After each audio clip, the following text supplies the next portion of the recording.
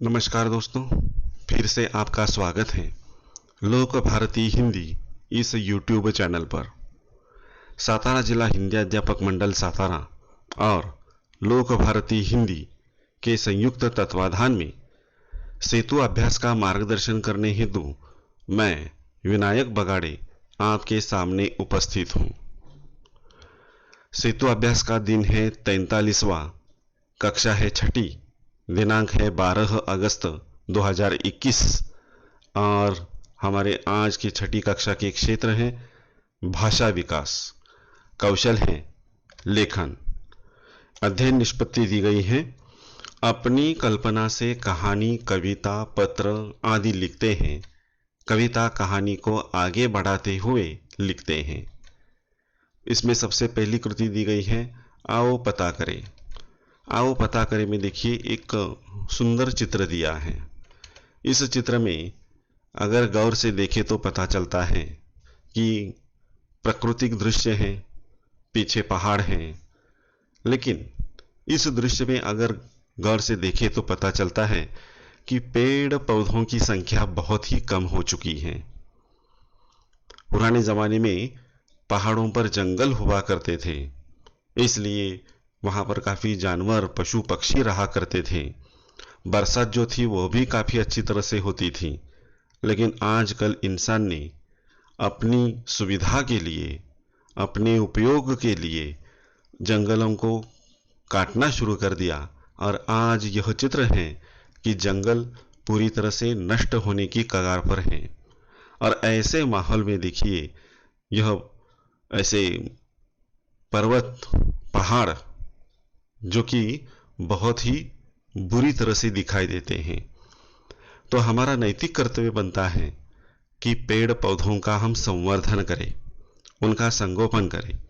और इसीलिए देखिए इस चित्र में यह जो महिला है, महिला अध्यापिका है, ये अपने पाठशाला के, विद्यालय के लड़कों अथवा लड़कियों के द्वारा वृक्षारोपण का कार्यक्रम उसने लिया है और छोटे छोटे पौधे उन्होंने यहाँ पर लगवाए हैं। वह खुद इस काम में जुटी हुई है, मार्गदर्शन कर रही है बच्चों का कि किस तरह से पेड़ पौधों को लगाना है और उनको पानी देना या खाद देना, यह भी हमारा कर्तव्य है।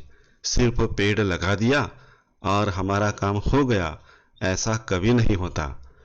पेड़ लगाने के बाद, पौधा लगाने के बाद उसका संवर्धन करना, उसकी सिंचाई करना, यह भी हमारा कर्तव्य बन जाता है।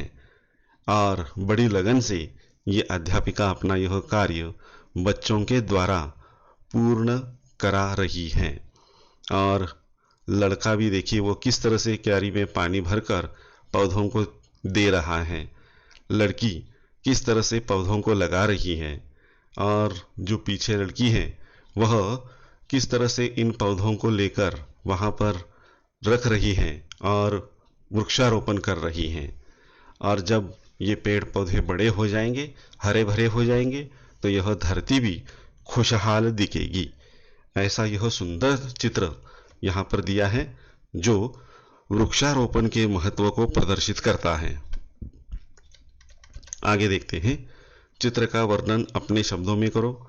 जैसे मैंने अभी चित्र का वर्णन किया है, यही वर्णन अगर आपने अपने शब्दों में लिखा तो भी चल सकता है। चलो सक्षम बने।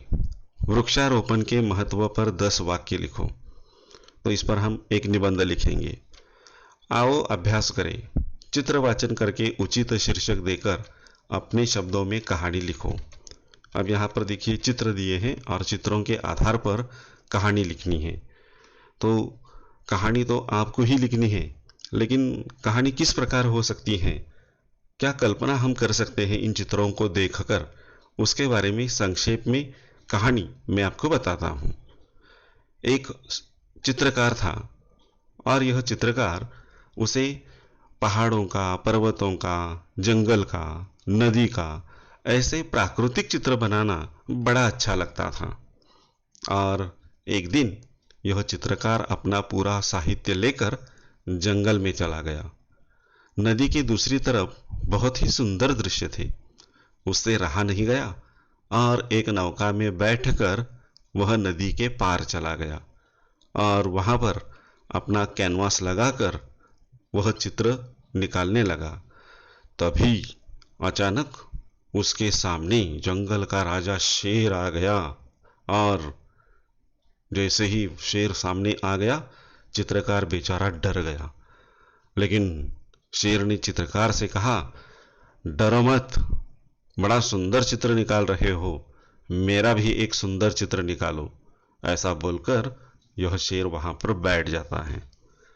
चित्रकार बहुत डरा हुआ था, पसीने से तरबतर हो गया, लेकिन फिर भी पूरा साहस इकट्ठा करके उसने उस शेर का चित्र बनाना शुरू किया। जैसे ही चित्र पूर्ण हुआ, वैसे ही यह शेर उसे बोलने लगा कि भाई देखो, जंगल हमारा घर है, इस घर में हम रहते हैं, सभी एक दूसरे से मिलकर जुलकर यहाँ पर रहते हैं, ये हमारा बहुत ही पवित्र ऐसा घर है। लेकिन आजकल इंसान इतना स्वार्थी हो चुका है कि अपना गांव, अपना नगर छोड़कर हमारे घर में यानी जंगल में आता है और यहाँ पर पेड़ों की कटाई करता है, जानवरों की शिकार करता है। ये ठीक नहीं है। अगर यह इंसान हमारे घर में आएगा तो हम भी उसके घर में घुसेंगे और उसे तकलीफ देंगे।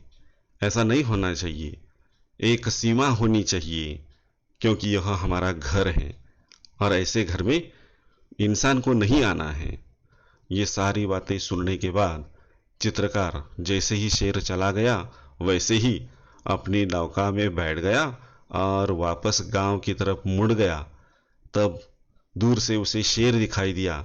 शायद वो बोल रहा था कि आप भी जिंदा रहो और हमें भी जिंदा रहने दो।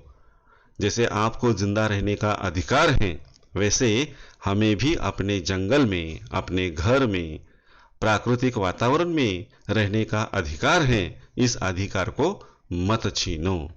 और यह जो चित्रकार है वह सोचता हुआ नौका में बैठकर सोचता है कि सचमुच शेर ने जो आज सबक दिया वह बिल्कुल सही है।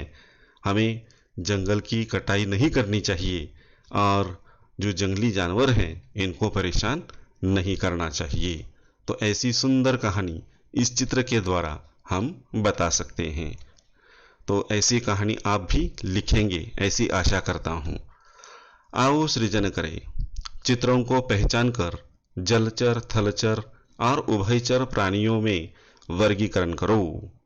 यहाँ पर देखिए एक आकृति दी है और इस आकृति में देखिए किस तरह से उनका वर्गीकरण करना है, यह भी बताया है यहाँ पर कि विभिन्न प्रकार के चित्र दिए हैं और वो कहाँ पर रहते हैं उसके अनुसार उनका वर्गीकरण करना है। जैसे जलचर, जलचर का मतलब जल में रहने वाले।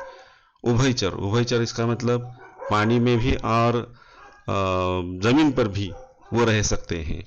नभचर, आसमान में उड़ने वाले। और थलचर यानी जमीन पर रहने वाले। तो इनका वर्गीकरण इस प्रकार होता है। देखिए जलचर में है मछली और ऑक्टोपस। उभयचर, उभयचर में मेंढक है, सांप है, मगर है। नभचर में तोता, उल्लू और चिड़िया है। थलचर में चूहा, गिलहरी, ऊंट, भैंस, शेर, ये थलचर में है। तो इस तरह से हम इसका वर्गीकरण कर सकते हैं। पूरक साहित्य स्रोत दीक्षा ऐप का प्रयोग करें, यहाँ क्लिक करें तो यहाँ पर जो लिंक दी है इस पर क्लिक कीजिए और दीक्षा यह जो ऐप है इसके बारे में, इस घटक के बारे में और दृढ़ीकरण करने के लिए कुछ घटक दिए हैं, इनको देख लीजिए। अब हमारे ऊपर यहाँ पर एक ऐसा सवाल था, वृक्षारोपण का महत्व। तो ये वृक्षारोपण का महत्व यहाँ पर दिया है, इसे पढ़ लीजिए और अपनी कॉपी में लिख लीजिए। तो दोस्तों आज के लिए बस इतना ही, हम यहाँ पर रुकते हैं। धन्यवाद।